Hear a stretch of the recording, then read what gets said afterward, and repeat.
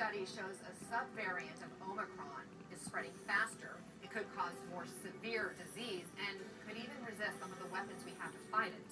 More on this disturbing report just ahead. We're back with new and concerning findings about the coronavirus today.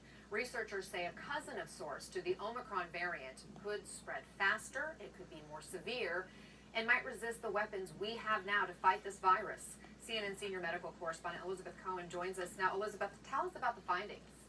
And I just have to say, even just hearing you say those words in my heart, I'm like praying, please let this not be true. But we do have to tell you what we're hearing and what's being reported in studies. So let's go over this, as you said, cousin to the Omicron variant. It is for now being called BA2. It doesn't get a Greek letter until it's reached sort of a certain proportion that it hasn't gotten to yet. But here are the basics. So it's believed to be more communicable and possibly, it's important to say possibly more severe than Omicron. It's already been spotted in 74 countries and in 47 states. And I think this is a very important part, that it's already become dominant in 10 out of those 74 countries. It's also believed that the vaccine, in the same way that it didn't work as well against the original Omicron as anyone would have liked, it also doesn't seem to work so well against this new variant or version of the variant, and it certainly helps if you've been boosted recently.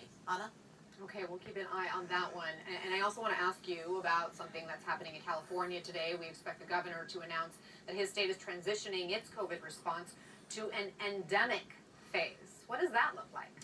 Right, what that looks like is, how do we live with COVID-19? Instead of trying to think, how do we, sort of fight it and get it out of our communities, how do we in some ways, accept maybe too strong a word, but how do we live with COVID-19 and protect ourselves as much as possible? So I think that other states they may not be labeling it as such, but they're also moving in that direction. So let's take a look. There are 9 states in the District of Columbia that have said that they're already lifting or easing their mask mandates, and that they will be doing so in the coming states. So these 9 states plus DC are either lifting or easing up on mask mandates. Either already they have, or they will be doing so soon. Now, let's look at this from the CDC point of view. The CDC isn't telling anyone to do that. The CDC, on the other hand, is saying, if you have high transmission in your community, you should be having indoor mask mandates. And look at this red. All those places in red are having high levels of community transmission. So therefore, the CDC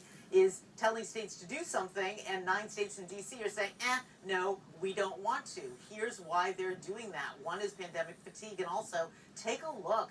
Cases are coming way down. And in addition, you can see them just taking that nosedive. And then in addition, hospitalizations are also coming way down. So the thinking is that the CDC, well, we know that the CDC will be announcing something likely in the coming days. They may be saying, you know what, it's okay to ease off of some of these mandates. Anna? I think we're all putting out all the vibes, all the energy possible to keep the trend going in the right direction here. Elizabeth Cohen, thank you very much.